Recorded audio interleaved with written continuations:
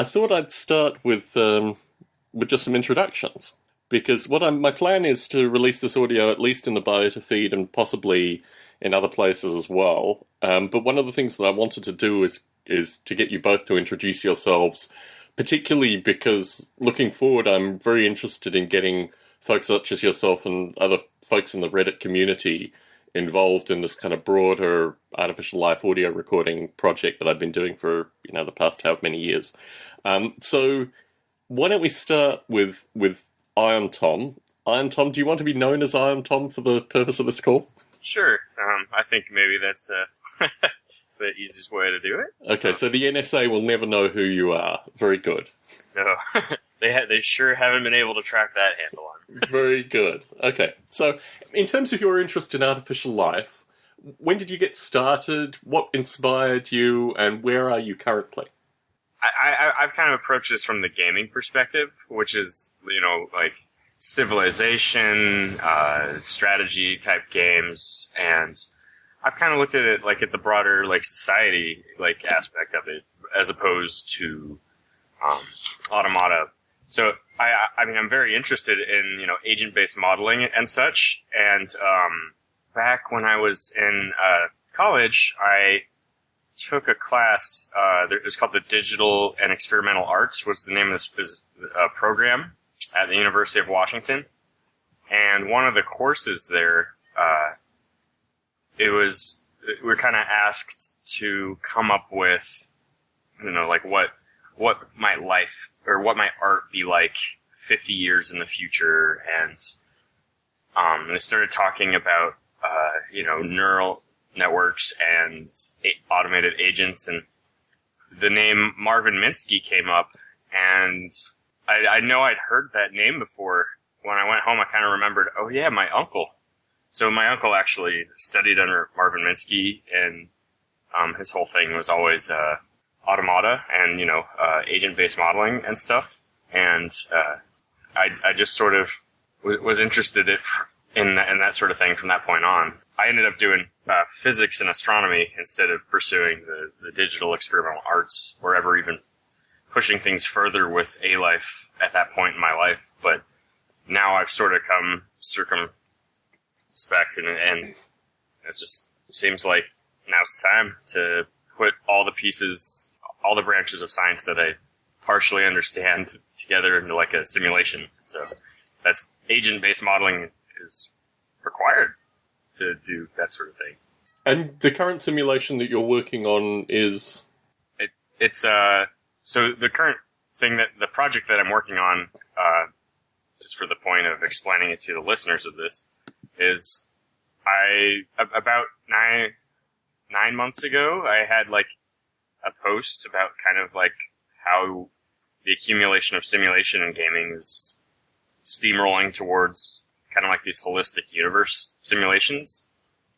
And so I started a subreddit kind of dedicated to that, to empower actually having a project to experiment with that sort of thing. I mean, there's a lot of projects out there, but it was really cool to see like all those projects being shared in one spot and discussed. And sometimes it wouldn't be a whole project. Sometimes it'll just be like one paper, or it just seemed like a cool place to, initiate conversation based on just interesting resources that are churned up. And we even got a couple developers out of it across the country. And just if Aaron comes online later, I'll drag him in here. He's a genius. He lives down in Fresno, and he built sort of like an agent-based, loosely in processing, the Java-based language. And at some point, our project, which is in WebGL, will have agents and automata and A-Life in it. Currently, we're just trying to get terrain and planets configured. We're using sort of like a JSON to talk in between different modules, and those, like, one module will be planets, and it'll tell you, like, it'll make a ephemeris of all the different astronomic values, semi-major axis, orbit, speed, phase, and then there'll be the other aspect of that is terrain and having scalable terrain down to whatever level of detail you want to specify. And after we get that mapped out, because we're, kind of building an engine from scratch, then we'll be able to start putting agents in there, and they'll probably start out pretty basic, but I'm excited to get to that point. That's really where I want to learn stuff, and yeah. So, Tom Skaczynski, to pass the torch over to him. You've kind of done more stuff with agents with your ZMerge project, right? Yeah, I just, it was more of a prototype kind of thing. I was trying to create something where I could show it off to people and then get like an open source thing going on, but it never really lifted off the ground. But I talked to several interested people. So, I mean, that's how it builds. You have to just get more people interested and involved in various projects, and who knows what will come out of it, right? So I'll talk about my background. I graduated at the University of Waterloo Computer Science program. Now I work, day job as a web developer, so mostly front end. I've read a lot of books by like Seth Lloyd, Stuart Kaufman, Stephen Wolfram, and a lot of influence and inspiration comes from the ideas that all these people kind of present, that, the simulism, argument kind of thing where, I'm really interested in simulations. So that's my sort of, take on it. And also genetic algorithms. I've always been interested in how all this novelty can be created, this emergent novelty can be created just by simple trial and error. And, nature creates this in real life. And I've always wanted to see this in sort of like a simulation way. So a project or something that, you create something and you see something like emergent aspect that, a person would never be able to create themselves, but this thing just creates it out of, just simple trial and error. So that's sort of what I'm interested in. Agent-based modeling, definitely. Emergent computation. And this is something in an email I was talking to Tom, that I would love to see down the road, many, many years, in the future, some sort of like a Manhattan style project, creating like this amazing super simulation of, something that is of a closely, mirrored version of reality, however big, however complex. You gotta start somewhere. So I would love to be involved in something like that. That would be fantastic. Maybe. It'd be cool. It'd be cool at some point if we had enough people involved and, had enough outreach. I don't know. I don't know too much about A-Life, the organization, but it'd be really neat to have, a conference of some kind, or I'm sure you've been to quite a few, Tom Barbalet, because you've been demoing and showcasing and working with a lot of people, for a long time. And what's the closest thing to like a conference on this sort of thing that you maybe have been part of?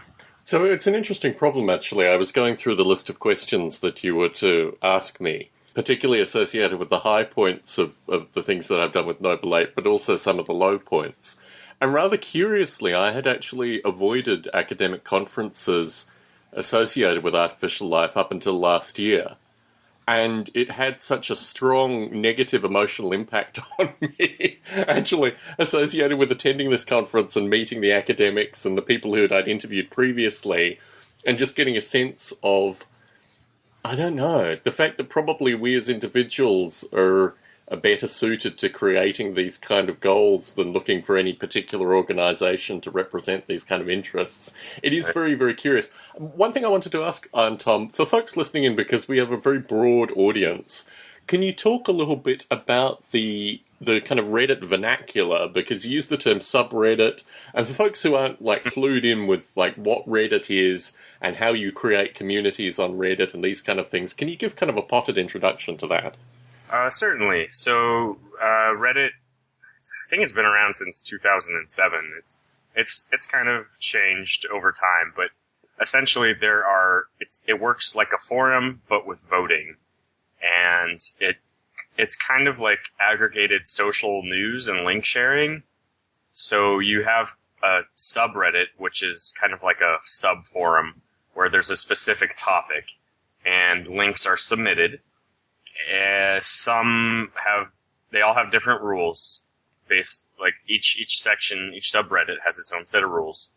So some might only be images, some might only be text based or like discussion.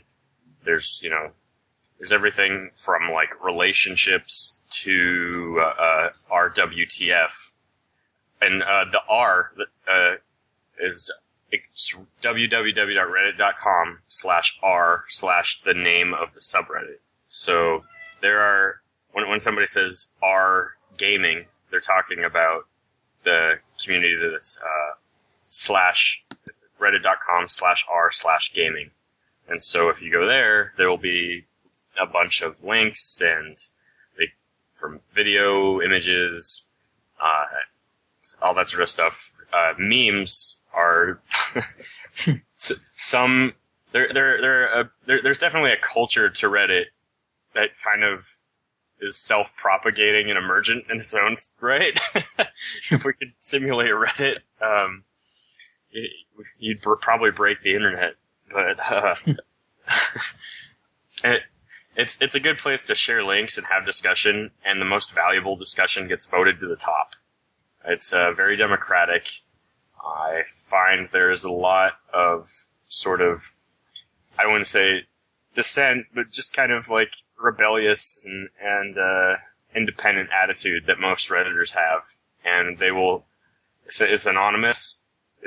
You can make it less anonymous, but generally you have a username and it's not your real name. So there's less incentive to be kind to people sometimes.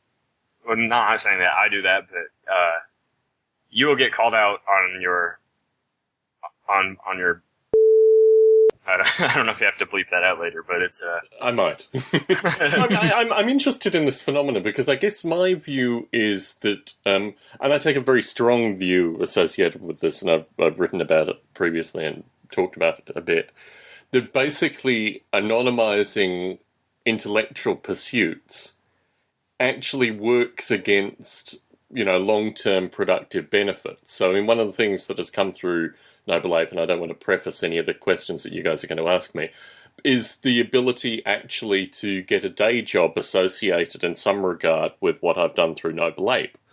And I think the interesting thing associated with anonymizing your interactions means that you'll always have a membrane between what you do on Reddit and the real world, so to speak, or the external world, or the employment world, or all these kind of things. And my view has always been that if you're not doing anything deeply nefarious, I don't know. I mean, it's actually quite curious what that actually means now. But that using your real name and having a real identity that's actually accessible, that can, enable you to create real world communities and propagate into the real world actually is a really positive thing. And when you try to anonymize yourself in order to interact in these kind of, intellectual mosh pits and these kind of things, well, while that's fun on some level for a group of people, it doesn't actually solve a number of the problems that you're talking about associated with, creating like Manhattan Project artificial life schemes in the future. In fact, what actually happens through these kind of networks is, firstly, the artificial life community has historically existed online, has contained a large group of hobbyists, of which I think we're all probably consider ourselves hobbyists. And that in and of itself has been difficult for academics, for example, to understand and interact with. But ultimately, you need buy-in from industry, academia, hobbyists, in order to get to the kind of Manhattan Project goals. And I guess I see Reddit in a very interesting sense, because, I think, firstly, it's wonderful that you guys have been able to start a community and talk about agent-based modeling and simulation and artificial life and all this kind of good stuff. Because I've certainly, I pulled a forum together called freshsim.org maybe 2 or 3 years ago to try to capture some of the energy online associated with these kind of things. But it is interesting that you've been able to create a self-perpetuating community through Reddit. But you also, your simulation project is also the name of the Reddit group fundamentally, isn't it? Iron Tom, isn't that the...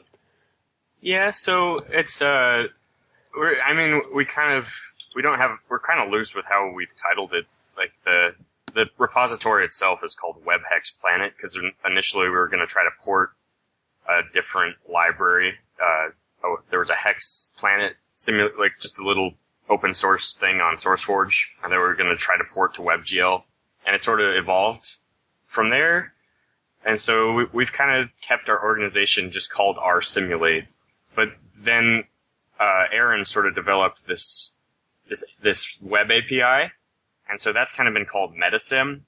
But to be fair, we haven't really put too much thought into the branding and the what we're going to call it and what it'll actually be. And so there's kind of like a twofold aspect to the Reddit, which is the subreddit, which is part of it we will just submit generic links, and part of it's kind of dedicated to the project. And I found a way recently to be able to tag submissions based on what they are and their categories. I think it's actually better to have a central place where you have both of those types of links, versus earlier I had tried to make a separate subreddit dedicated only to the project, so which had mixed results. But it's funny that you mention anonymity as kind of detrimental to progress, and I would argue that I would actually agree in some respects that yes, I feel like everybody who's contributed to the project has kind of we send a personal message on Reddit and trade emails and then talk through GChat and talk about each other's lives, and like we pull down the anonymity barrier to work on the project together. But it's the anonymity of Reddit and just the attraction of, browsing through links and kind of killing time and like, wow, that's really cool, and I have these skills. I should let these guys know I want to help. So it's kind of been, in a strange way, it's kind of helped recruit, and people will gladly exchange or remove their anonymity once you start working together. And I think long term, I have a domain, and I kind of have some designs for what would be like kind of like a project tool to like manage different aspects of the simulation, like where it connects to academia, where it connects to gaming, where it connects to that sort of thing, and just sort of have like a responsive JavaScript front end where you can drag and drop assets and see the flow of money and the flow of work, and then have it integrated into like several different things, several different web APIs, whether it's Facebook or Google or Live, and then have kind of like the thing about Reddit, I think that makes it more powerful than Facebook is that you can like Facebook has likes, but they don't really have up or down votes, so that it's like you can filter out the bad stuff and you can remove it really easily on Reddit versus Facebook. And not everybody participates on Facebook.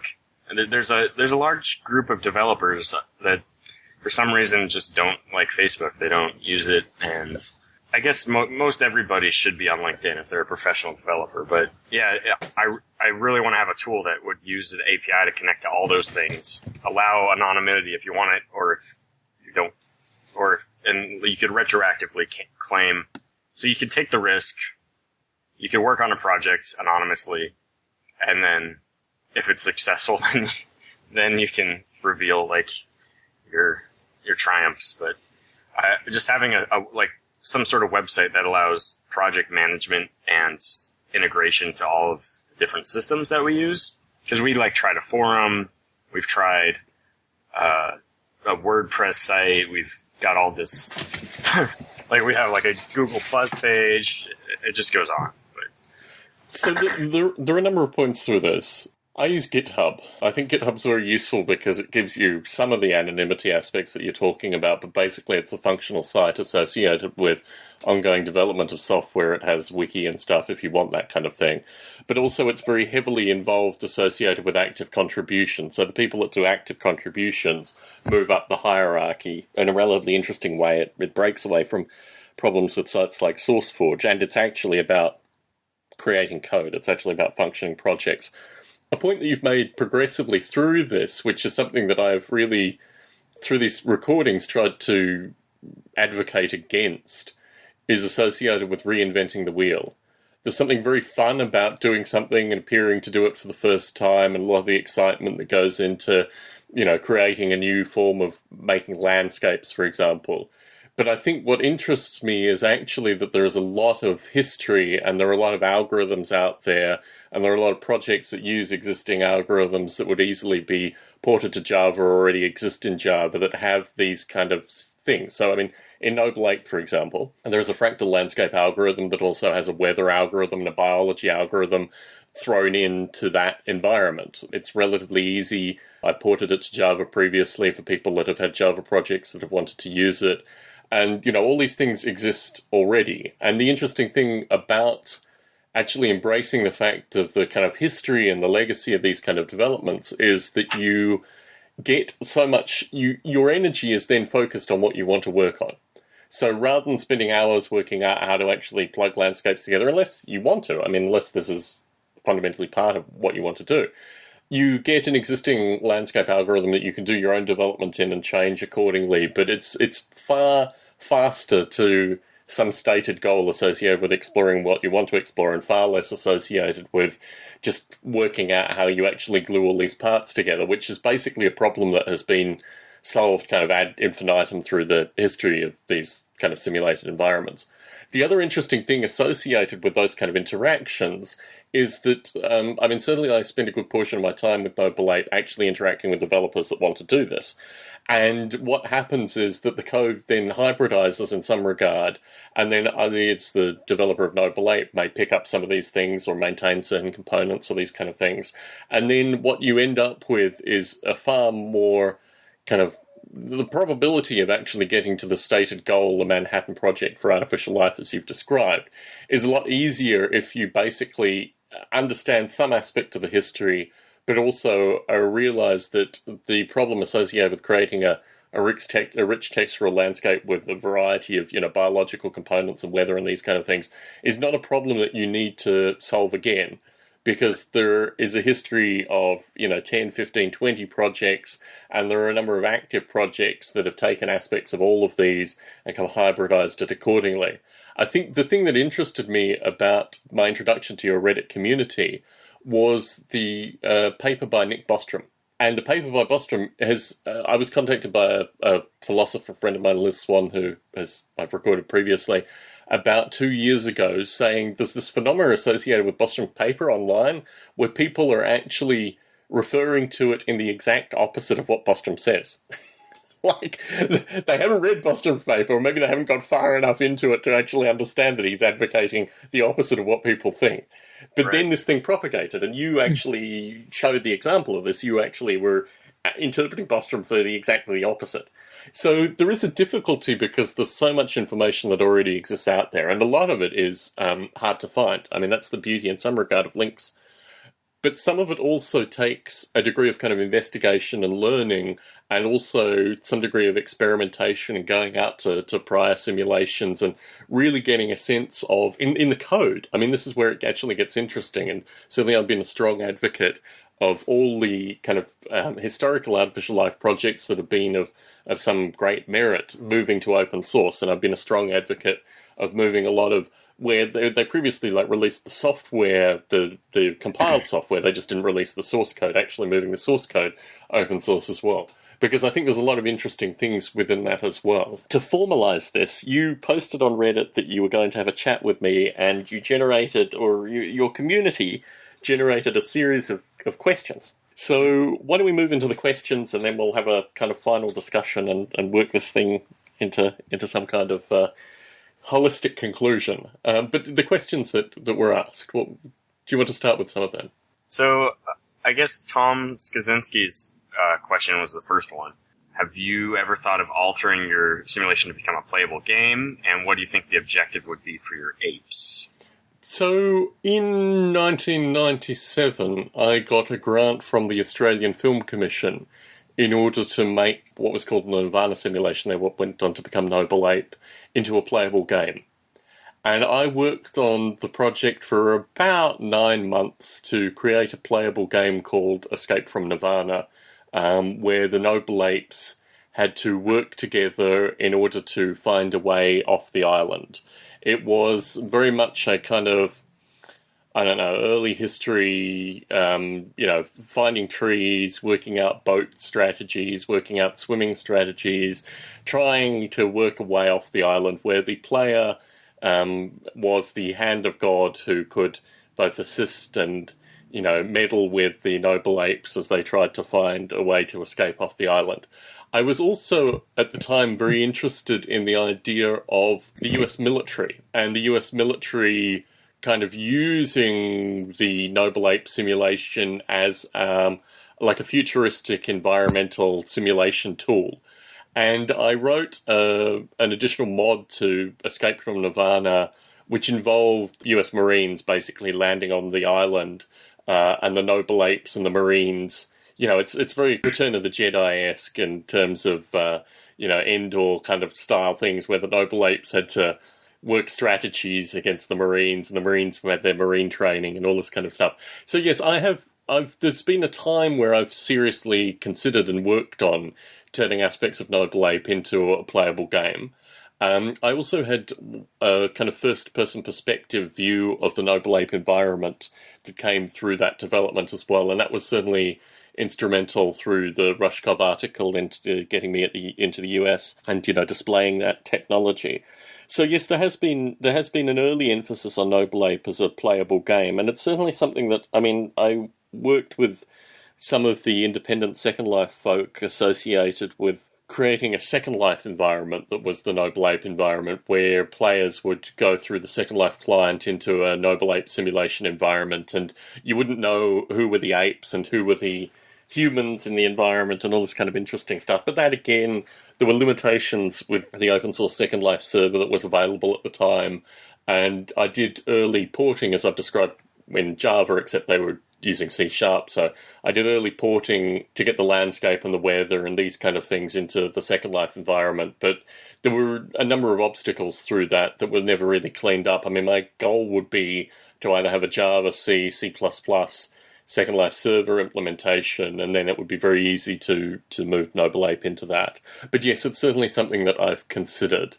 So you would actually port the behavior of the apes into a different render environment, like into Second Life itself. Yeah, I think there's enough there currently. What I'm adding currently is, what Bob Muttram has added recently is kind of skeletal structures for the apes with internal organs and these kind of things. It's interesting they're really being rendered from the inside out, kind of antithesis of kind of traditional game creation. But yeah, I do have a view that all the stuff is there associated with incorporating movement and environment and all the kind of beautiful kind of genetic phenotype elements that you get through Noble Ape, that you could have renderings through Second Life or any other kind of game environment. It requires time. It requires time and the motivations of people to do that. And potentially, I've thought about doing a Kickstarter project associated with getting funding and getting people at like UC Santa Cruz or one of the many, folks that I know through academia,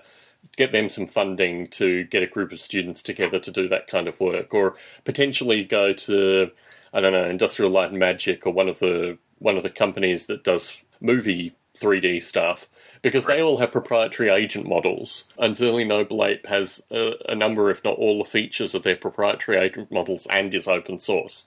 So I would think that there is a strong claim there that they could also potentially pick up Noble Ape for their work, and in the same time also, because they have kind of rich visualization folk, they could also be kind of contributed back associated with, the kind of 3D rendering and this kind of stuff that needs to move into a kind of Second Life client or any other kind of game client to give the kind of first ape perspective. So you mentioned UC Santa Cruz. Are you talking about the like I know they have a type of game program there. Is that what you're referring to? They have a particular interface program that I think is ideally suited for this as well. It's a good combination of kind of artists and user interface people, because irrespective of the way the apes are rendered, the interaction of the player through the simulation, I think, is a very important thing. And I think basically, because all the kind of rendering smarts already exist in some form through the simulation, the ability to create an immersive user interface, I think, is the interesting problem. And certainly when I know someone there, and when I've talked to the person I know there, I've mentioned this, and they're very receptive to it. I mean, historically, I've had some folks that have brought Noble Ape into universities for their particular programs, and these kind of visions of, what the simulation will do in these environments is very important. And certainly for this group, it was how do you actually create an intuitive user interface for a kind of first ape perspective game. And that would be the direction on that front. Have you ever considered peripherals like Oculus Rift or maybe not the Kinect, but I forget the name of that? So historically, when I did the interview with Rushkov in '99, I was actually traveling North America and Europe, working with VR labs, as they were called then.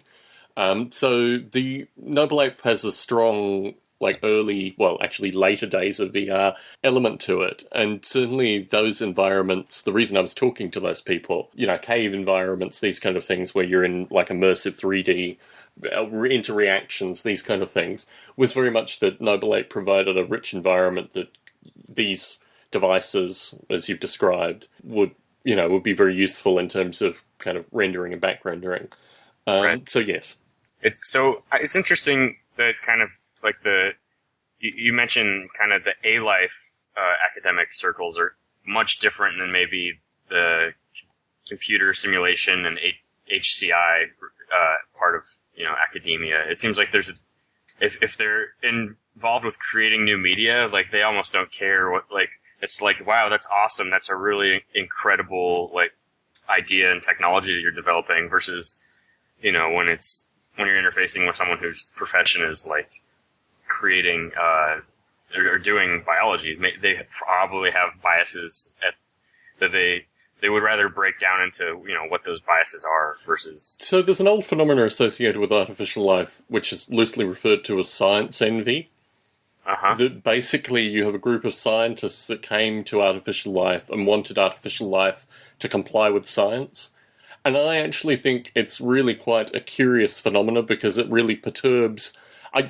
My view is that artificial life falls into an interesting group, and this is now a defined group, called simulation science. And what simulation science does is it doesn't go back to the biological sciences. It creates its own scientific method. It creates its own language. It creates its own mathematics that deal with vastly complex systems. And then it goes back to biology and says, you want to talk about termite mounds and bee swarms and these kind of things. Well, we have a mathematical language for that, and we have a history of simulation in this area, and this is the point of where we can have a conversation, as opposed to we have a series of simulations with not enough detail, not enough meat, not enough complexity, that we're looking to model these biological environments. So we're really only in a kind of first principles means of getting to any kind of end data. Right. And in the process of that, all this amazing stuff that is going on in industry, all this kind of vast parallel computing, cloud computing, all this different kinds of mathematics and processor optimization, none of that narrative affects these primarily biologists, a small number of physicists as well, that are doing this work, which ultimately, for me, coming to the Artificial Life Conference and having a historical legacy understanding the history of these Artificial Life Conferences, I thought I was coming to like the second or the third Artificial Life Conference, and I was coming to, 10 plus down the line, the 13th conference. So, over 26 years, the field, as it is represented academically, is still trying to solve the same movement and basic biological problems that certainly in Noble Ape I solved 10, 15 years ago to a certain extent, and have continued on very much in terms of industry and commerce and the hobbyist community. And these academics are still worrying about the same set of problems. The curious thing I found, because I spent a week at Michigan State University following in their complexity lab, was talking to real biologists, not artificial life biologists, but actual real biologists, and describing what I had done with Noble Ape in that setting, and it's recorded audio that anyone can access. And then you see some of the wonder, and this is the thing that I've always found with Noble Ape is, historically when I've met with scientists, I've been able to show them, and they've been amazed at the ability to add complexity and these kind of things, and solve a series of problems that they never, firstly, get funding for, move in the right direction. I mean, basically they're dealing with a kind of navel-chasing element. And Noble Ape, because it's based on my interests and the interests of folks that have contacted me and worked with me, has gone in a variety of different directions, but actually moved past a lot of the basic problems that they're still looking to, get data on and this kind of stuff. So, yeah, I think it's the difference between parts of academia that are driven by industry and parts of academia that have this, hard science envy is really quite extreme. But it's something that I would have hoped historically artificial life would have been like a bright, shining light on. But unfortunately, I think in some circles, I know there are, there's Gecko and there's IEEE Artificial Life, there are other circles that seem to be doing something slightly better. But it is very curious to me, and it's something that really affected me quite strongly emotionally, because I thought I was coming to the promised land and meeting my people, and instead I came to an environment where I was very much alien once again, and these people were not even really interested or connected with the kinds of problems that I was looking to solve. And it was very curious to me because I started to wonder, where are my people? I've spent 17 years doing this stuff. I come to a conference which is nominally connected with the work that I've been doing over this period of time, and I've interviewed a number of the people who attended. But at the same point, we are just speaking fundamentally a different language. It was a very curious thing. What was the next question, Tom? Oh, I was going to... Oh, if you had a follow-up, please do. I was going to ask if you've heard of JAS, the Journal of Artificial Societies and Social Simulation. So, I think they're European. Yeah, I've had some connection with that through a fellow who was part of the early Noble Ape development. And I think the thing that interests me through that is there's a kind of academic... There's a parallel within academic studies of electronic societies. There's like a formalism which is currently going through that element as well. And I still, although, well, I can't be too candid about this, but I think there's an interesting overlap. And whenever you try to formalize something with only a partial understanding of the problems or the representations, you will end up with something that's slightly stifled. And the stuff that I've read, which albeit was a couple of years ago, indicated to me that they weren't really following some of the truly emergent wonder that you get in these electronic societies. But that's an aside. It seemed like there was some interesting stuff that came out of there, like the simulpast, which I think is mostly Spanish, and they had some sort of Mesolithic simulation, which I had on my blog, but it just seemed to kind of related in that it was kind of prehistoric, kind of agent-based modeling, but they don't really... I wish there was more detail on that, I guess. So the Spanish artificial life community, or should I say the Spanish-speaking artificial life community, is a community that I've tried to get some inroads into, and I've tried to talk to some people, and I've had one interview. There's an artificial life art prize called Vida, which is basically it's sponsored by the Spanish telecommunication firm Telefonica. But there are inroads into the kind of Spanish language artificial life community, which is distinctly different to the English language artificial life community.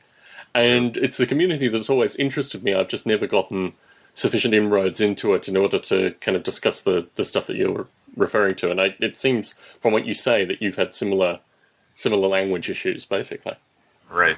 Kind of as an aside, I was going to just bring up that coming from astronomy, there was a lot of how I regard simulation, and I've always been less familiar with, A-Life, and a lot of my friends worked on N-body simulations and for doing like galaxy mergers or that sort of stuff. I think maybe it would be, I think there's less stigma.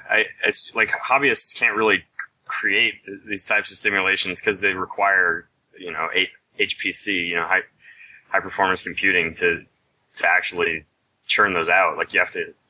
Well, you would think that was the case. I mean, my view is actually that HPC problems are downscalable as well as upscalable. And right. I think a lot of these, Noble Ape has been used as an HPC application from time to time, and it was originally written on an XT and 68,000 Mac. My view is that actually what you want in these simulations is to create a degree of scalability which move it to HPC and move it back to, iPhone and everything in between. So, my view is that there are certainly plenty of scalable, embodied simulation environments out there. But anyway, continue. It's just interesting. Having it scale down, like there are games that sort of simulate that to some extent. But the majority of terrain and planets that occur in like Space Engine or in just Miguel Cicero's Proc World, like they're generated, but they're not simulated. So that's kind of one of the distinctions that I've noticed is like for terrain versus like you could have it Perlin noise and you could generate it really easily. Or you could actually run hydrodynamic simulations and, get model kind of like, erosion and such. And I feel like it's maybe it might be easier. There might be less stigma, in the physical earth and space sciences than maybe there are in the biology. It's interesting because, there are a number of physicists that are in the artificial life community. I just want to make one point. The two methods of landscape generation that you mentioned aren't mutually exclusive, and right. You can actually use both of them to generate realistic-looking landscapes. You can have water erosion methods as well as, noise and fractal maps that actually work together. But moving aside from that, I think it's a complicated problem that you're describing associated with the various, academic areas and the various methods that they use. And again, it's not as... We're simplifying some aspects of this. If I were to give a critique associated with my experience at the Artificial Life Conference, it would be associated with individuals rather than their particular fields. And I think there are a number of people, certainly...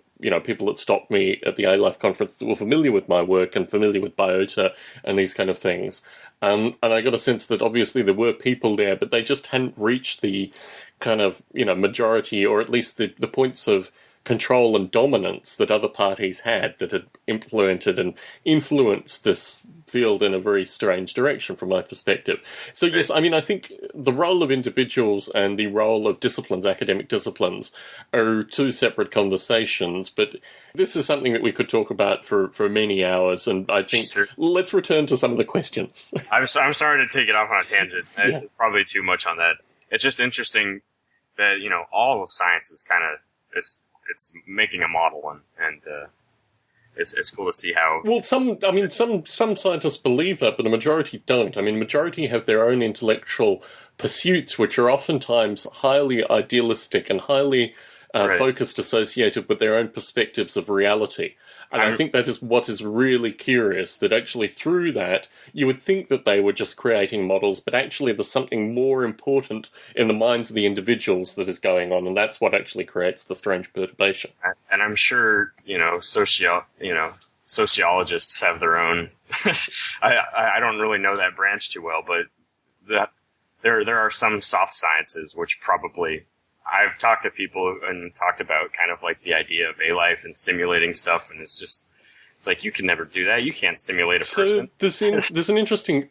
That's not completely correct. I know. There's a political science community that use swarm models quite successfully, and I think Again, there's enough information for these communities out there that you can start investigating, particularly if you look at swarm.org, a good group of the folk that are using, long-term open source swarm technologies are actually in the field of political science. I'm not sure if they're sociologists. They prefer to use the term social science. Soft science is probably not the term one should use with regards to these disciplines. That aside, yeah, it is a complicated area. I actually have some questions. If certainly, go for it. Okay. So, have you ever? So, I've actually haven't had a chance to play the Noble Ape. But was there anything in it that surprised you, like some sort of emergent behavior, something that you thought was going to happen one way, but happened a different way in a way? So, the kind of elixir of artificial life developers is emergent behavior. And one of the things that continues to interest me through Noble Ape is emergent behavior. What started as a relatively simple simulation in Noble Ape with a relatively simple set of guiding principles has certainly become considerably more complex over the past 17 years. Throughout the development, I've found points of emergence that have been really very interesting to me. And what you find, particularly when you create these kind of simulations, is that you always have this kind of hand of God. There's always a group of people who say, well, that was just explicitly programmed. How could you have had that experience because it was just explicitly programmed by you? And I think the thing of beauty with creating simulations like Noble Ape is that you program so little and yet you see so much. I mean, you really, in terms of the benefits of the environment and the interactions, one of the examples that I've used pretty ad nauseum is associated with the phenomena of false parents. But it is still something that fascinates me, and it's still something that I can't really understand. It's the idea that basically the Noble Apes, through experience, have these kind of slots, for want of a better term, that they populate with a kind of family structure, which is completely independent of genetics, ideally. And there is because there's also a strong kind of narrative component, there's the potential through just conversation that the Noble Apes' conversations will mutate and they will add, random mutations in the conversation, a kind of whispers problem, where new parents or different parents are inserted in the conversation. So you have this rumor that so-and-so thinks that so-and-so is their father, but in fact so-and-so is really their father. Or because of the way the Noble Ape communities evolve, the potential of having different mothers as well. Although fathers tend to be the ones that, for whatever reason, propagate through. So you have many levels of simulation. You have a raw biological simulation. Then you have the kind of perceptive simulation associated with who are the parents. And then you have this communication simulation that actually conveys that information across. But so you then have this circumstance where when people have identified new parents or parents that weren't previously acknowledged, this rumor spreads very quickly through the community. In fact, irrespective of the way in which we've coded for this kind of communication, we here being Bob Botram and myself, this has always propagated up the discussion point. So you can get this idea of the epic conversation, which is the ape that is being talked about the most. And you can see these false parents being inserted because immediately this becomes like the hot topic of conversation amongst the Noble Apes. This is a completely emergent property. It's not been explicitly programmed for in any way. It was just discovered before I went to the A-Life conference, and there's been some correspondence associated with it. But you get these kind of phenomena which are in no way programmed for, but just occur. And I think what's interesting also is now there's a kind of rich underlying biological simulation associated with organs, associated with concepts like heart disease and these kind of things. So you're starting to see emergent properties through physiology that never have been explicitly programmed in Noble Ape previously. And now you get kind of skeletal structures and organs. One of the longest users of the simulation was actually he communicates with me periodically, but he's like a surgeon. He's a medical doctor he spends a lot of time in Africa. And he periodically would contact me and talk about the biological simulation methodology in Noble Ape. And I think that's been like an ongoing theme, that you have these professionals that occasionally kind of check in with whatever's going on with Noble Ape and provide... You see, I get my own sense of emergence. We all have our own perspectives on emergence. But this medical professional has his own perspective on emergence, and he sees different emergent properties in the simulation, which is one of these things which is, you can not only generate wonder in yourself at this emergence, but you can also generate the wonder in others with emergence as well. That's very, very interesting. I like the way you said the emergent behavior is the elixir. It's a good way to putting it. How do the agents, like, could you go into like the neural network aspect of the apes, and how do they develop like language and communicate with each other? So I've recently kind of publicly published a chapter that I wrote a year or two ago associated with the Noble Ape simulation, kind of from top down, which talks in particular emphasis on the kind of mind of the Noble Ape. There are 3 components currently, although these components are currently jostling for priority, and there may be a 4th component that comes through this. But the first is the underlying cognitive simulation. The cognitive simulation was actually based on information transfer in agar. So if you're familiar with kind of petri dish bacterial growth, the way bacteria grows and the way it consumes the nutrients in the agar and the way it kind of transmits and moves through the agar is a very interesting model of information transfer. So I took that relatively abstract model of information transfer and created what I call a cognitive simulation. It is not a neural network. It has some properties which are a little bit like a neural network, but basically it's more about the retardation and propagation of information through a 3-dimensional wraparound structure. And with that, you have sensors and actuators that are injected in that environment, and the communication, the perturbation, and the interference between these sensors and actuators create meta-properties of the cognitive simulation. This was the way the simulation was up until about maybe 4 years ago, maybe 3-4 years ago, when a developer, a roboticist in the UK called Bob Mottram, got involved with the simulation. His background is social robotics. So the stuff that he added was a social simulation, a relatively social simulation based on Cynthia Brazil's work at MIT Robotics. And also the narrative engine, which is basically like a language simulation, enables the stuff that I described associated with gossiping and communication. And the narrative is both an internal narrative that the ape creates with regards to itself and other entities that it simulates internally. It's a bit like imagining having a conversation before having a conversation with a person, or you have existing within you entities that you can have conversations with to kind of reinforce your view of, the outside world, which can be reinforced by actually meeting these individuals and having conversations in the outside world, but also enables the notion of kind of deities or, like Abraham Lincoln. Like there's an Abraham Lincoln in the Noble Ape simulation that none of the living Noble Apes have met, but some Noble Apes, 10 years ago were able to have a conversation with one time, and that Noble Ape has kind of propagated through the consciousness of the other Noble Apes through conversation. That, Abraham Lincoln Noble Ape was referred to and has been progressively referred to as, the Noble Ape that freed another group of Noble Apes. I mean, I'm using a rough example here, but this is the idea that within the internal narrative there exist entities that are both entities that the apes interact with in real time, in actual interaction, and also potentially historical Noble Apes, or what's even more interesting, you can have like the Osama bin Laden Noble Ape that none of the other Noble Apes have ever seen. There's been no prior interaction. This Noble Ape internally is represented by a series of kind of strange mutations. So you get this kind of strange deity relationship between kind of angelic historical Noble Apes and kind of demonic historical Noble Apes and all this kind of beautiful stuff. But they're the 3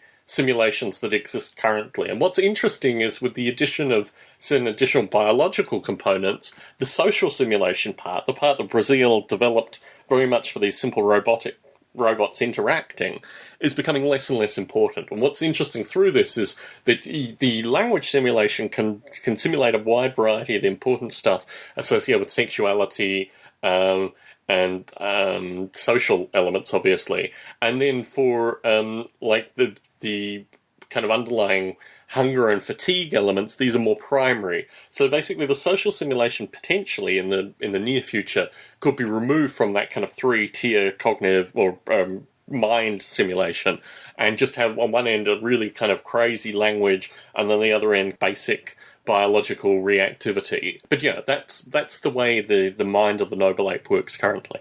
Interesting.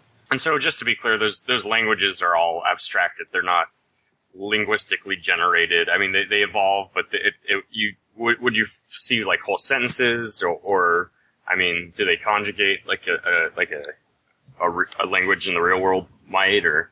So this is an interesting... I mean, historically, computational linguists have been interested in Noble Ape, and I've always felt, as I've developed it, that I've wanted to do something along the lines of what you're describing. It's starting with place names and time.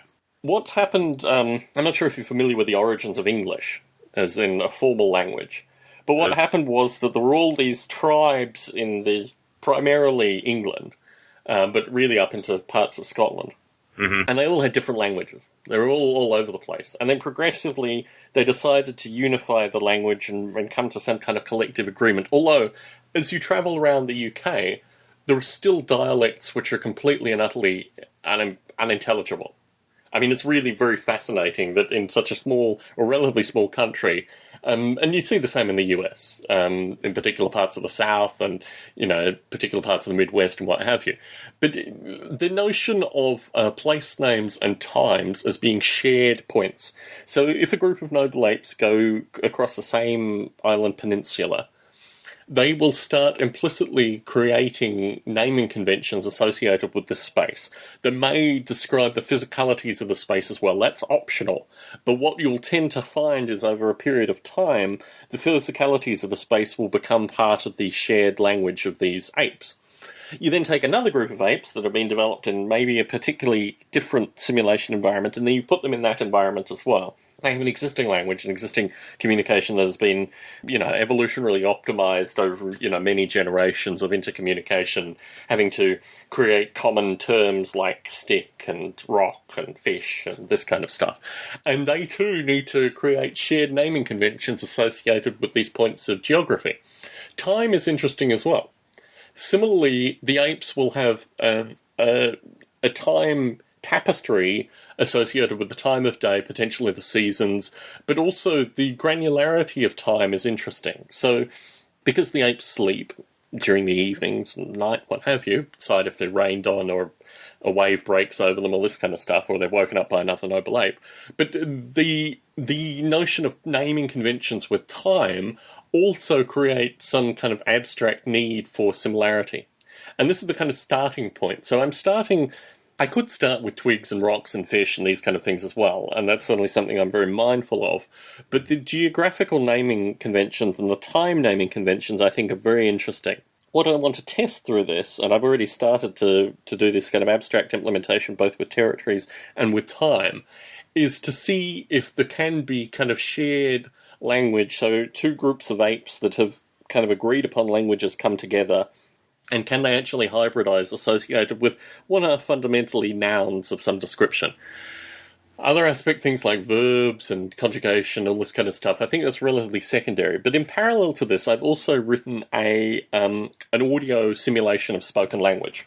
Part of the thing that interests me is not just to have a rich, immersive environment that is absolutely without sound, but actually starting to be receptive to the kind of genetic manipulation and, the epigenetic manipulation of language, but also the genetic manipulation of language associated with throats and tongues and body size and, lung capacity and all this kind of stuff, so that when a Noble Ape emits a sound, it's based on not just its cognitive view of language, but also based on the physics of the body. Right. So this has kind of gone on in parallel, and my view is that this will kind of hybridize together ideally in the next couple of years in something that ticks a lot more of the boxes with regards to computational linguistics, and also enables folks to start running like evolutionary language simulations basically through Noble Ape. In parallel to this, for about the past 3 years, although this isn't really his specialty, I've been having a weekly conversation with a futurist linguist called Heron Stone. And through doing that, although he's not a traditional academic linguist by any stretch of the imagination, I've been able to kind of realign some of the elements of Noble Ape, and this is ultimately the narrative engine as well, with the concerns of a linguist on the streets, so to speak.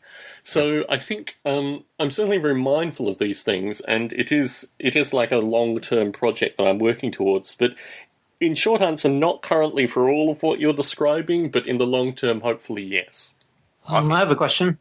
Certainly. So do the noble apes, do they start a life and an end? Is it multi-generational? Yes.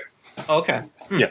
It's interesting. I think it's interesting both within generations and multi-generational, and there are a number of different ways to run the Noble Ape simulation, but one of the ways that I've been a strong proponent of recently is just a command line version where the file formats and everything are the same as the graphical version, but you can, if you've got the time and the processing, run for, 100, 500, 1,000 years. And it's actually interesting. There's a fellow in Germany who runs the simulation for, thousands of years, thousands of simulated years.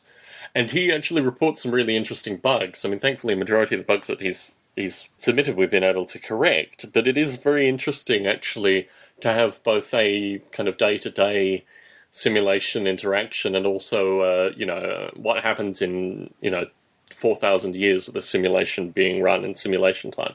And I think that's really been a critical part of the longevity of Noble Ape, is that I've maintained or worked to maintain the stability of the simulation. Stability here means doesn't crash.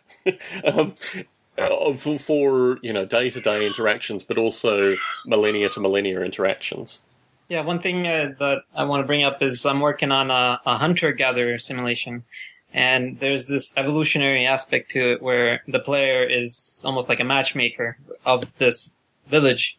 And what I found, what happens at the beginning, I generate a random kind of DNA for all these little creatures. And over time, they sort of, as generations go by, they all sort of become the same. Like the genes kind of saturate within the whole village.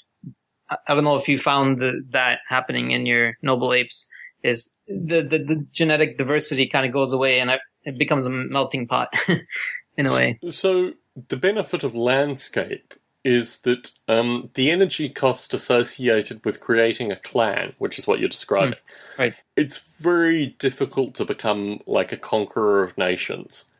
The actual energy that needs to be required just maintaining a clan is a limiting factor.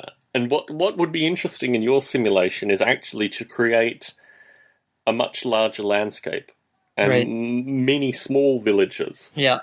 And then actually look at the evolution of the clan through that. Because what you find is you'll see genetic dominance early on. You'll see circumstances where you will end up with clans. But within those clans, you start to have ejected radicals. I mean, this is really associated with the diversity of your simulation. You need to have environments where you'll see ejected radicals that will create their own kind of sub-clans. You'll need to see things associated with warfare and negotiation. You'll need to see... I mean, what the... as is now... part of the popular vernacular with Game of Thrones, but it's always existed in kind of feudal Europe. The ability to marry and intermarry and these kind of things, and the importance of doing that over long periods of time. I mean, you start to see these are emergent properties that you should look to create in your simulations.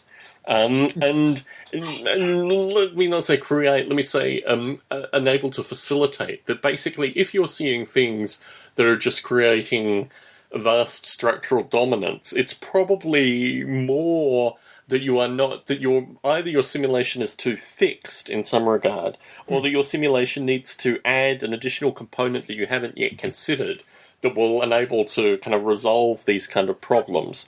And although it's premature to make any kind of claims associated with simulating humanity and these kind of things, I think what interests me through these kind of simulations is that the player, I mean, if you're creating a game, if your simulation ultimately results every time in a super clan developing, then it's not going to be particularly fun for the player as well. Yeah. So you need to start considering elements where you've previously hard-coded maybe decouple slightly, or potentially the addition of new interesting metrics. You find this when you create large predator-prey environments. If you create a predator-prey environment where you want some degree of kind of oscillating stability, you really want to maximize the number of kind of productive species in this environment. It's very difficult to create a stable predator-prey system with 3 species with interactive predator-prey relationships between them. But when you have 20 species, you will find conditions of stability, which ultimately we're also interested in gameplay, because you will not have any dominant structure, based just on this kind of, it's almost counterintuitive until you've seen it enough times, that actually what you want is a degree of complexity in order to create interesting kind of stability problems, rather than, a small number of things that will just dominate and become very boring very quickly. Interesting. Yep. I kind of had like a conceptual premise a couple months back, which was that how would it be possible to simulate kind of the behavior of clans or groups as kind of like proceduralistically, like if you wanted to render every single person on the world, like maybe around, go back 2,000 or 3,000 years, if you wanted to conserve computational resource, could you in some sense have like a neural net that simulates an entire clan or like even an entire village, as opposed to having each agent rendered explicitly as like a brain state? Could you kind of have like a meta mind? So what's interesting through Brazil's work, which is also, I can describe it in 2 ways, but you don't actually need very much social intelligence in order to render a perfectly plausible society. There's another interesting component from that, and this is the notion of roles in society. You can look at it in a variety of kind of sociological perspectives, but the one that I enjoy is also the notion of radicals in a society. That you have normatives and you have radicals, and the normatives basically will typically behave in a kind of hierarchical fashion where they all exhibit roughly the same kinds of behaviors, which you see through, like, the kind of Age of Empires kind of games where you had, peons that would go out and collect wood and bring it back and collect wood and bring it back and collect wood and bring it back, and, and these kind of things. You have these, I mean, this is the way that the society can be perceived to be organised even to the present day. That, you have people that have primary functions, repair roads, tend to broken limbs, these kind of things, that they've gathered through a variety of perspectives in their life. And you can create relatively straightforward social simulations by creating these kind of hierarchical structure points and just saying, for whatever reason, through the evolution of this person, whatever experiences they have, they will fulfill one of these predefined roles, which they will then map to. What's more interesting, particularly in emergent societies, is the idea of the radical. So you have a group of these normative folk that are just doing their tasks, and then you have the radical who comes up with some different kind of mapping of, social structure, maybe organised labour, maybe radical capitalism. I mean, all these things can kind of be codified, and new ones can be created within that as well. And they exist in order to kind of perturb the normatives to changing fundamentally. Now, in a kind of tribalist society, what used to happen is, you see this with social animal groups as well, is that there'll typically be a time that there is some emergent kind of male that wants to make the alpha play. They're kind of knocked to the side by a dominant male, and they go off and form their own tribe. And this is basically what happens through this kind of radical societal simulation as well. Early on through Noble Ape, I had a discussion with a fellow called Bo Daly, who actually is the fellow I've referenced with regards to electronic communities as well. And he was very interested in this idea of the average ape. What the average Noble Ape did in the Noble Ape simulation, and whether you track the average ape in clans, whether how many average apes would you need in order to accurately describe the entire society, which is basically what you're talking about, but actually creating a kind of optimizing mathematical algorithm to find the averages from an existing society. So, I mean, I think there are a number of really quite interesting simulation perspectives in order to get to what you're describing. What's quite interesting is to do the organic method where you just have these, entities going out doing what they do, and then applying, as Bo Daly postulated early on in Noble Ape development, that you run this kind of average algorithm, work out how many independent agents of this kind of normative ape form would you need in order to simulate any particular society. Right. I always thought of it kind of like, like you could have the probability of a radical, and then kind of when I had this idea of, quantum mechanics tells you that something doesn't exist until you measure it. Sort of like you would have like a large scale model that simulates everyone else on a different continent than you. But when you travel to that continent, suddenly the granularity shifts down. And this would work for like a player immersed or like an observer. And as you kind of interact like at a smaller scale, you go into a country, you go into a village, and you walk up to someone on the street, you would take kind of the metamind concept and like probabilistically render the agent state and flesh out a full person to have a conversation with. And then when you're done, there's some sort of half-life or decay. And over time, like the chance of you talking to that person again will diminish, and they get rendered again as a metamind. And I'll look into both. Do you have any good references from Bo Daly and kind of like the? Well, it's in the original manuals of Noble Ape. I mean, that's where he talked about it. In terms of its actual implementation, I mean, there is a slightly more advanced social simulation in Noble Ape associated with tracking social groups, and in particular the ejection of radicals, which creates like this two-dimensional map that shows societal groups, and then you can actually see, irrespective of the physical ejection, kind of on a variety of different factors, how socially a particular individual or a group of individuals can be ejected from the society. Yeah, I mean, I think the underlying mathematics and ideas exist within Noble Ape to do this. It's something that I return to periodically because I think it is an interesting meta simulation aside from Noble Ape as it is normally. There's a really cool animation thing where they use it for open source. Like you can watch your the versioning, and you can watch the like different modules of your code. Certainly. And it would seem like it would be a good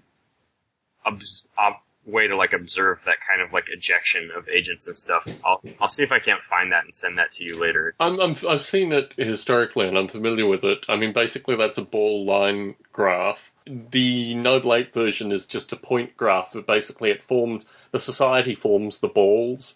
So basically you have point user agents which create balls because they can't all exist at the specific point. They actually have like a physicality associated with them in the social environment.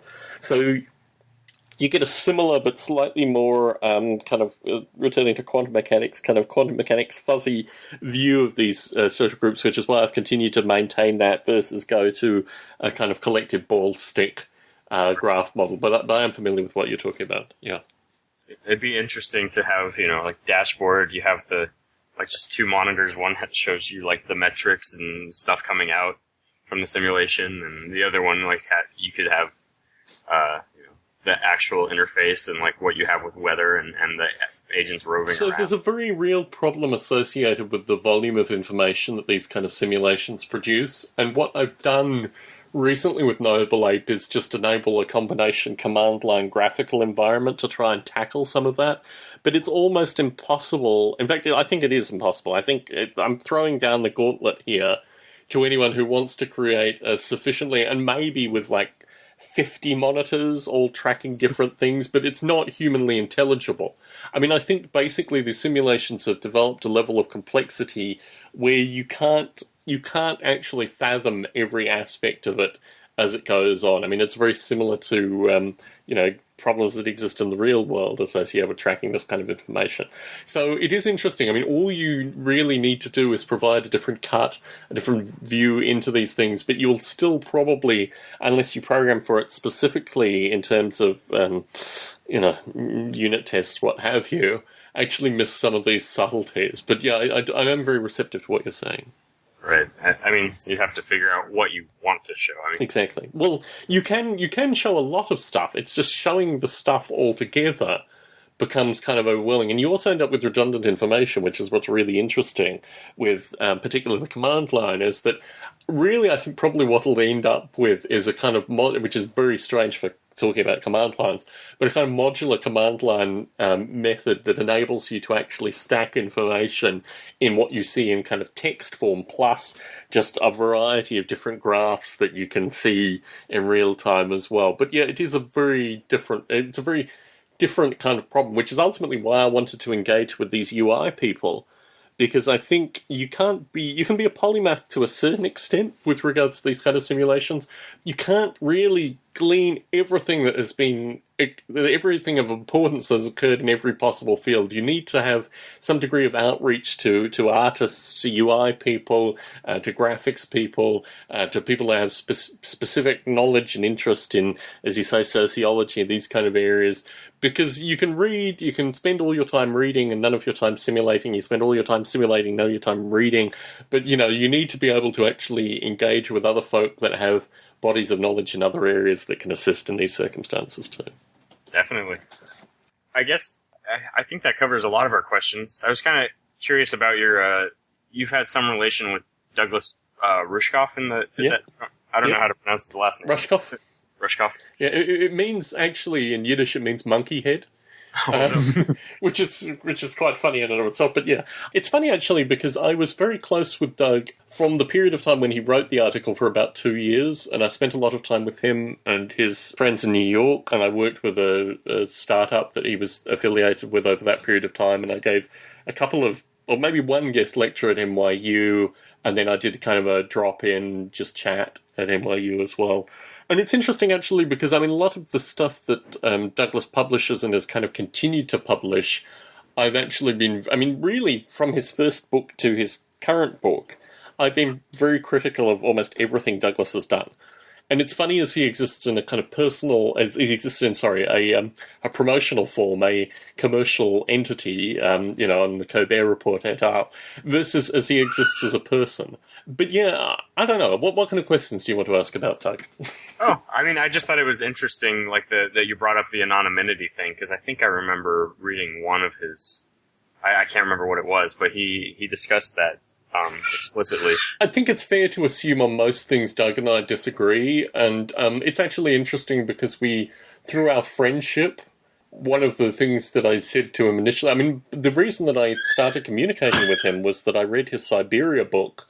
And I just thought it was just really horrible. It's a really scarily bad book in terms of the fact that it didn't capture any of the texture associated with the kind of emerging alternative digital culture. And it was all very focused in the San Francisco Bay Area. Anyway, so from that initial email, we struck up a friendship. And it is a very interesting thing. But I think a lot of what Doug has said, particularly recently, the stuff on currency, the stuff on open source, the stuff on, always on, I disagree with him really fundamentally on a number of those things, and it's quite curious because when I have interacted with Doug, we interact as friends as opposed to intellectual discussion. And in one-on-one conversations, Doug talks about this is what he does professionally, this is his shtick, and obviously there are n number of degrees of different critiques of what he does, but it's what he does. Yeah,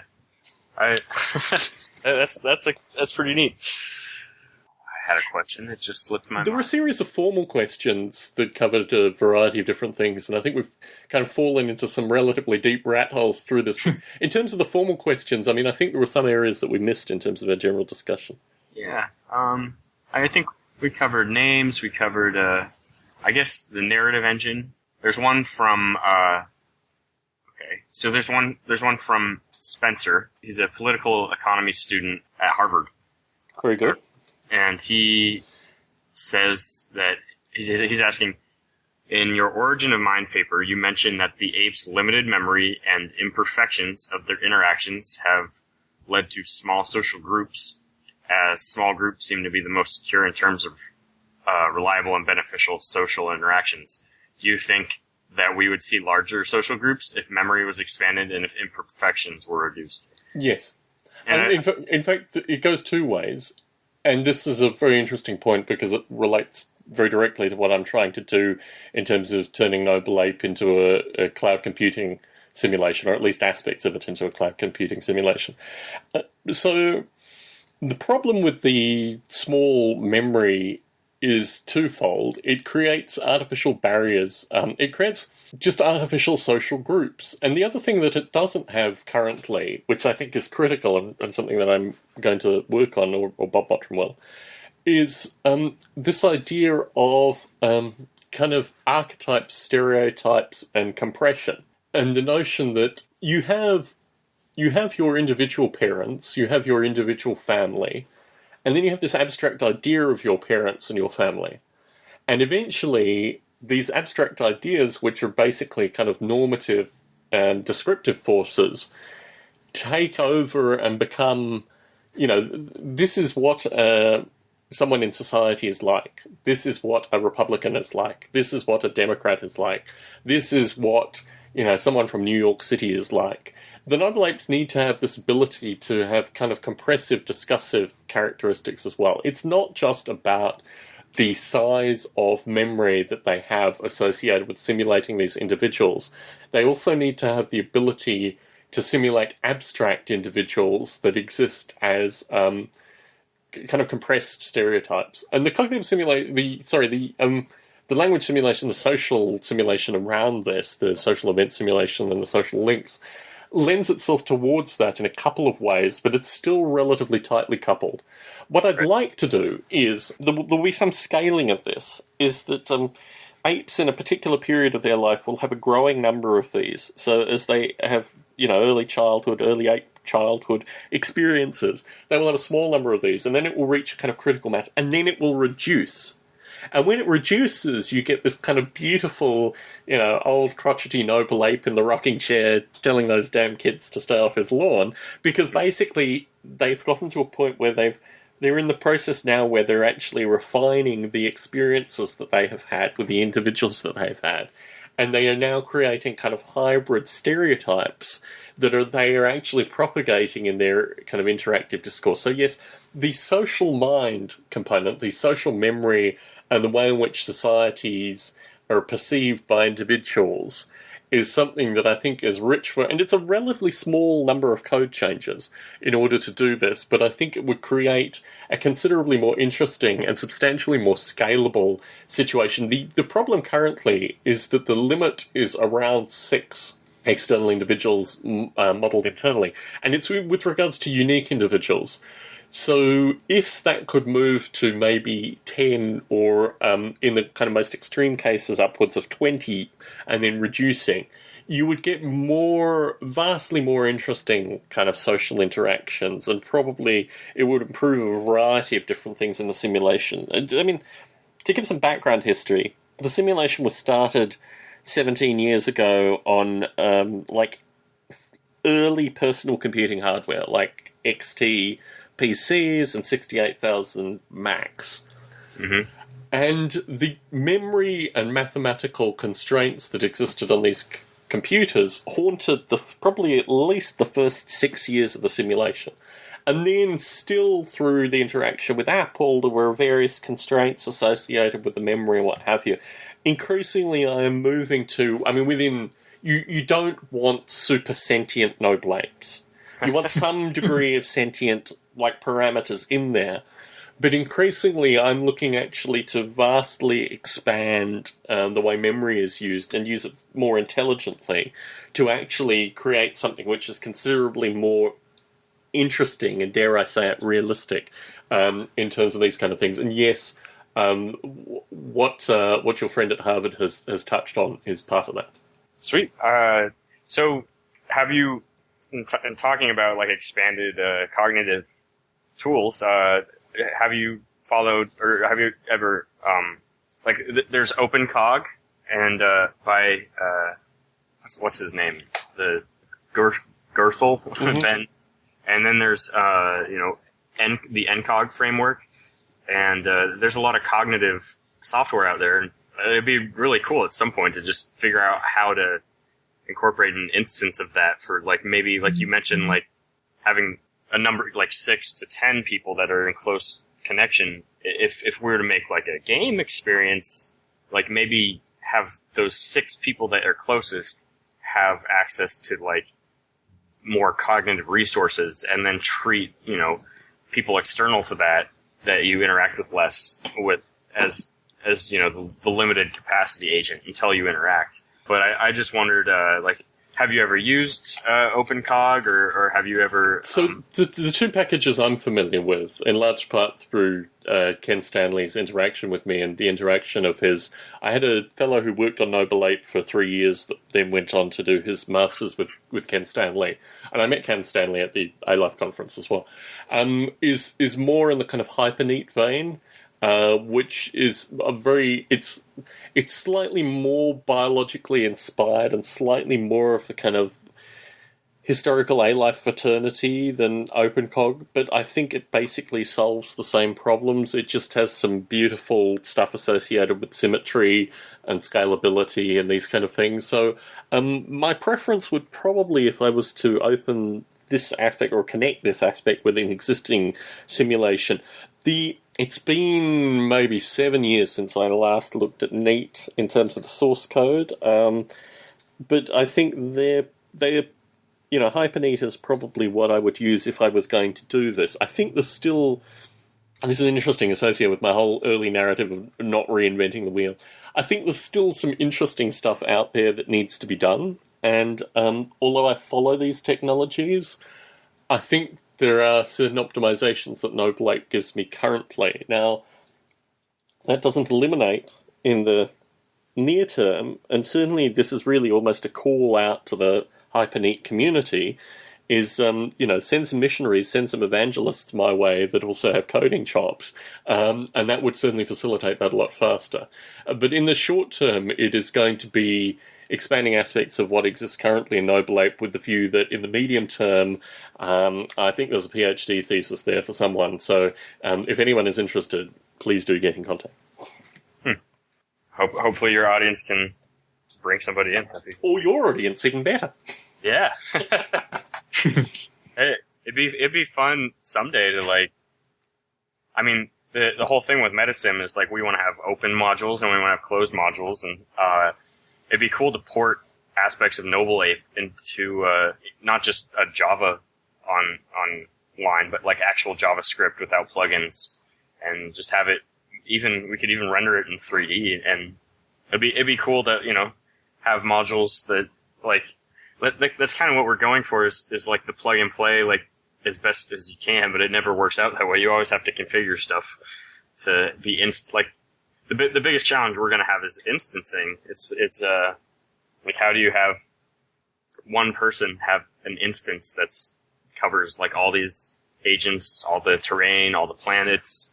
I mean, yeah, like, it'd be really neat just to see, like, who we can bring in and what we can port and have it displayable on the web, and so my medium-term goal with Noble Ape, and this is interesting because it will probably be potentially two parallel source tracks, or potentially be a kind of cross-compiled source track, is actually probably to have a cloud Java series of instances of aspects of the current Noble Ape simulation, with the view that these interactions would then be resources that people could call upon when they wanted to do what you're describing. And I think that model is certainly something that a few folk are currently thinking about, associated with... There's this slowly maturing thing called cloud computing, which currently does have a kind of cost associated with it, but increasingly probably that will be even more minimalized. And within that you have an existing set of ideas that kind of predate cloud computing, but you also have these simulations that have historically existed on a single processor computer that then need to hybridize in such a way that they can then be, you know, put out with the view that maybe certain components versus all of it would exist in the cloud, but at least some portion would exist in the cloud. And I think in that circumstance, you are subscribing to a service, fundamentally. You're not... you don't have to worry about instances or any of this kind of stuff. You just say, here I am, here's a URL that enables me to access, rendering the Noble Ape environment in a predefined XML format. Just start feeding me the XML as it updates, and, the service provides you back exactly what you've asked. If you want just a pure, visualization render, then that's what you get. If you want additional detail, then you subscribe to another service, and you start getting the waves of detailed information provided to you back in zipped XML or whatever. Or alternatively, you have an interactive component where you are running a simulation which enables you to interact with the information that you get back and provide additional dynamics and these kind of things. But I mean, my view is that these kind of problems have already been solved in other domains. The trick is actually to take the simulations that we have and map them onto those other domains so they become fundamentally services that are usable in this fashion. That's the idea. Have services, they can talk with any sort of electronic exchange, JSON, XML, and just Exactly, yeah. Sweet. So I think you're saying is Noble Ape will eventually be on the cloud computing kind of way? So that's the aim. I mean, the aim in the near future is to create something which will move to, firstly, something that kind of complies with unit testing and all the additional methodology that basically needs to exist on these kind of things for stability.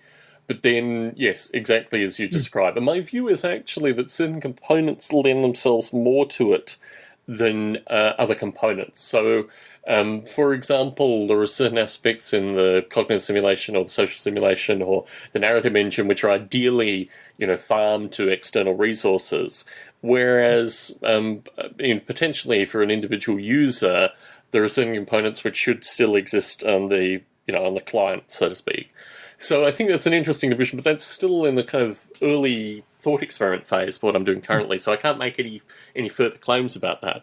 But I think it's the next logical step. I mean, for years, literally probably for the past 5-6 years as I've worked with Intel and Apple as they've used Noble Ape, it's always been this notion that what we'll have is like a home network that will have, 5 or 10 multi-core processor resources that would run aspects of Noble Ape. But now the model is very much that this exists externally, that the network that provides it to you is the internet and not your local area network. And that is a slightly different model. The speed aspects and these kind of things are still things I'm working with, but I'm relatively confident. I mean, what I've seen in the past, literally in the past few months, although this work has been going on for a couple of years, I've just seen it in the past few months, associated with the optimizations in compiler technology, made me very, very hopeful, actually, that a lot of the stuff will be available and easily accessible in cloud computing, in the next few years, to the point where it's worth actually investing the time and energy now to start moving the stuff out there with the view that, irrespective, I mean, the thing that is kind of irrespective of the kind of novelty and emergence aspect, there's been a kind of fascinating history of computation thing that has happened with Noble Ape in parallel to all of this. So, I mean, in 2003, Apple, a couple of engineers initially, but then it propagated through areas at Apple, started using Noble Ape associated with their processor optimization. They had this 8 brain cycles per second that they used.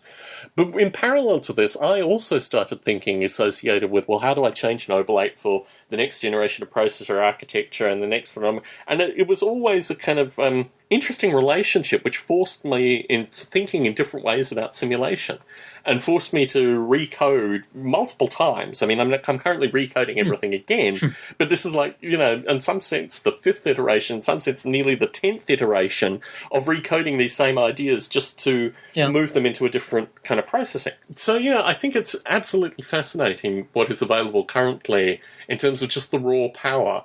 And it really comes back to us as simulators to start thinking about our simulations as how we can fully utilize this power in a productive sense.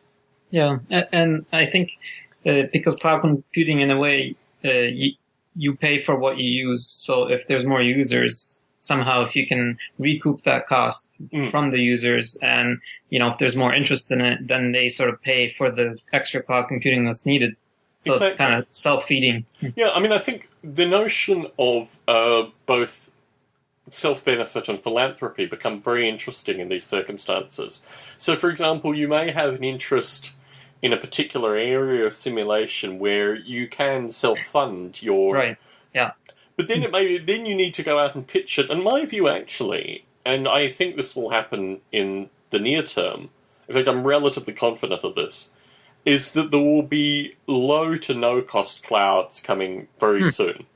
I think what's happening... I've been following solar processing technology and low-power processing technology for 7-odd years. And there are emerging communities that have existed now for about 5 years that have offered no...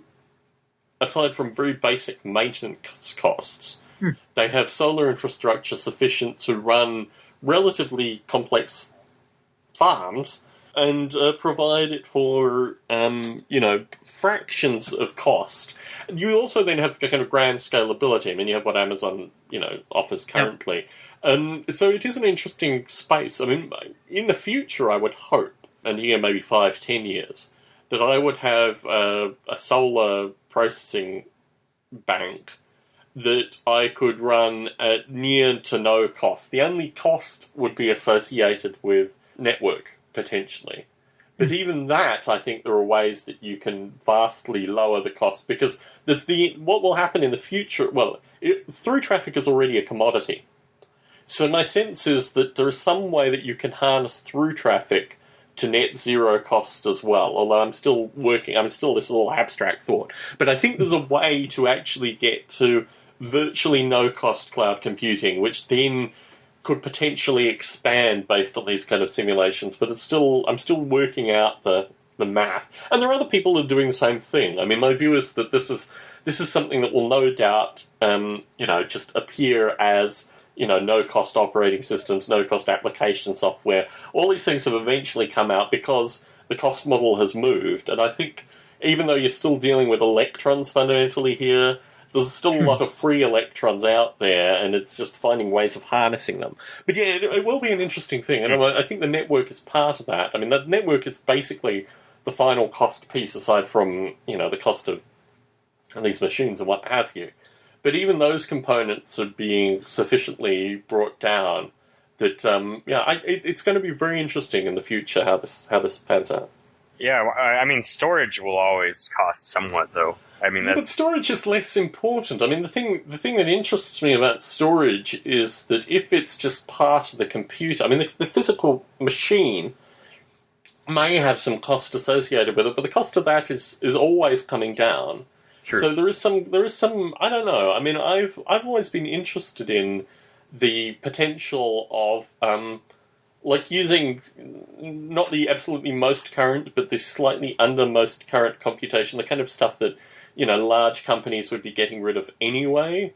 Is that kind of tier in terms of physical computation, storage, this kind of thing, cost reduction, and I think there's probably some interesting model in there. And also, in parallel to this, obviously, you have the various non-profit structures of every country. So I think within the non-profit structures, which is government, fundamentally on some level, there are methods to actually kind of explore the space as well. I'm just thinking of it coming from the perspective of if there were a game, I have friends who've worked on Google Maps, and a single suburb in Paris is like a single petabyte, and if you want to have scalability for a huge number of users, you want to save information about the worlds that they're creating and the inhabitants of those worlds, the storage costs go up astronomically, getting the tier. But that's fundamentally a topological compression problem.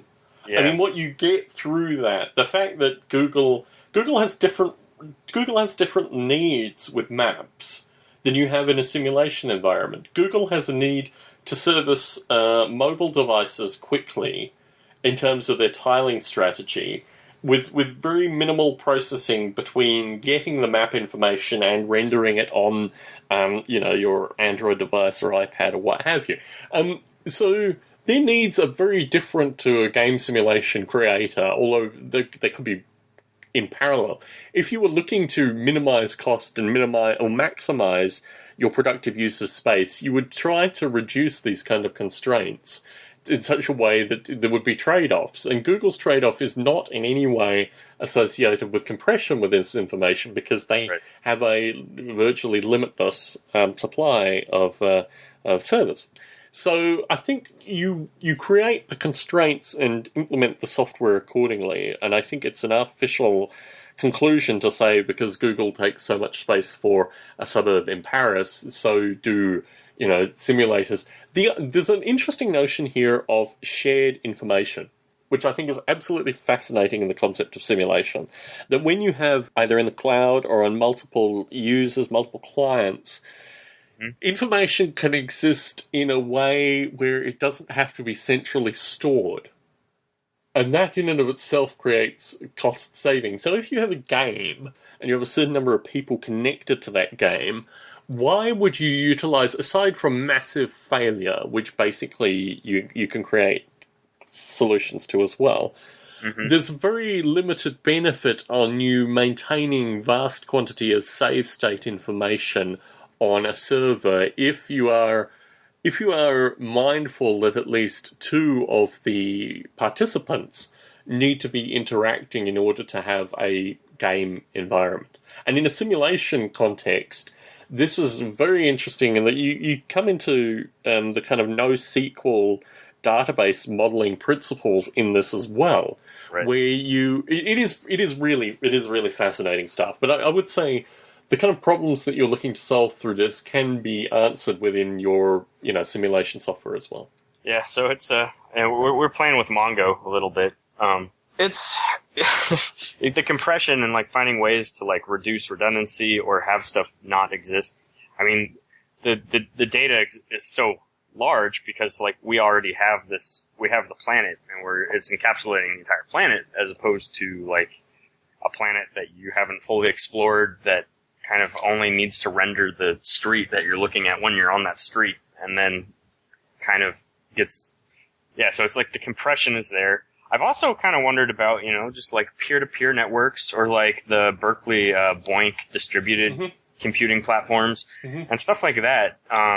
Like in terms of like a business model, like if you like you can, that's a separate discussion altogether. But if there was some way users can either buy into the system or they can offer up their resources for in the same way that Bitcoin generates hashes and encrypted currency, like you could have someone generating just using their computer or a farm, and they could be using that to generate income within your economic framework, whether it's game currency or you could always have a game currency to like a simulation, like a Bitcoin, where instead of denoting like a specific encryption key, like it would be tied to like modeling something somewhere, and that way people could earn credit just by offering up their resources that are available. So, circa a couple of years ago, and I know the environment has changed, I was contacted by a couple of separate startups that were in the kind of social gaming space, and they were both profitable. They were profitable in different ways. There's some division associated with blatant advertising and in-game purchases. But there is, and I talked about this at the ALAF conference actually, there is, I don't know what the market is currently for these kind of games, but historically there was certainly a market for self-sustaining and revenue-positive environments that had both advertising and in-game purchases. I'm not a huge fan of ads. No. I'm moderately sympathetic to in-game purchases if they maintain the development of the game, although they can drive it in a very particular direction as well. Yeah, I don't think I'm super sold on, I feel like adding content and having DLC, like, I sort of imagine a system where there's, like, built-in embedded contracts, where if we wanted to use Noble Ape within our, like, we would tie it into our metasim, and then we would create a game. So it'd be an engine with modules, and every module has a person attached to it, and that module might link or like be based on like research that's been done over the last 20 years. And so maybe anyone who's been involved will have a small percentage cut, and it's just like a distributed contracting thing where like somebody goes into a market, like anybody could use our MetaSim kind of system. It'd be like a game engine with all these things. They could make their own experience, their own game, their own world. They could market it. They can set the price on it, and then when they do, they use our services. It pays the service, and then a sliver of that could pay the maintenance of a small company to run it, and then some percentage of that of the remaining would actually extend and distribute to all the modules that were used, all the code base, and all the game assets. And then even further, like you could have tiny, just like, I mean, even if it's just like $5 to $10 from like a whole like millions of dollars spent on a game, going towards a researcher who did something 10 years ago, like it could accumulate and build sort of like a passive sustainable income. It's just sort of, I don't know how realistic that is, but it's just sort of like the idea I've been thrown around, and it kind of, if it defeats the point of like closed versus open source if you can guarantee a way to bring income to open source developers. But still, I mean, it's just, I'm just putting it out there. That's kind of what I've been looking towards, and like I'm really open to critique, or like anybody listening to this podcast, if they know, like, or if they want to critique it or like offer, better suggestion. There are a number of problems to what you've described. I think the whole notion of actually going back and giving social benefit to people that have been historical contributors has never actually yielded. I mean, the rip-off is considerably easier than actually going back and giving financial. And the ability to go back and actually find these people or to get a sense of this. I mean, unfortunately, this is the kind of, on some regard, it's the idealistic, what intellectual property should be all about in the capitalist system, just so far removed from what it actually is. But there is also an element, what are they called? There's a South Park narrative associated with, I think they're called the Underpants Elves or something, where they gather all the underpants. It's like A, get the underpants. B, create an underpants pile. D, make $1 million. And there's no connection between the pile of underwear and the $1 million, other than this kind of narrative where they end up with people making $1 million. The devil in these things is very much in the details, and I think the problem with regards to open source as it has been historically, and I've typically been, because I've developed Noble Ape for such a long period of time, very much open source, had two substantial companies use Noble Ape, and through that process I got a 20% discount on a Mac Mini. I mean, I still had to pay my money for it. So historically, I've been very, very, not necessarily negative or jaded, but, along those lines, associated with open source. And then I got my current job, which in large part was because I had worked with Apple primarily over such a long period of time and kept them really happy over this period of time, even though it was to absolutely no financial benefit to me. A certain amount of street cred, but no financial benefit. And now I'm in a position where I'm actually gathering financial benefit from that process, at the same time in a company that is progressively open sourcing, large components of its, server infrastructure more than anything. But yeah, there is a really strange fundamental disconnect with open source, that really a lot of it is very much in this kind of underpants elves narrative, where there is no direct connection between spending your life toiling in code and actually eating and living in a home. And irrespective of what people say, you can sell services, all this kind of nonsense, it's never the case. I mean, I think really the 2 or 3 or 4 or 5 people that cashed in on, Linux company stock and this kind of stuff I've met people that have worked on, like, original contributors to Vi and Emacs. They're not wealthy people. The open source model gave them no cash. If there's anyone listening out there, young folk, the thing toiling away for years in open source will lead to any degree of social and financial stability. This is not the model for this. And I don't actually think there is an honest, visionary, this is what intellectual property is all about model that will get anything that you have outlined through the structure that you outlined it. I don't necessarily want to be vastly negative of this, but I want to say that there are models of smaller grandeur that could at least, navigate some form of sustainability.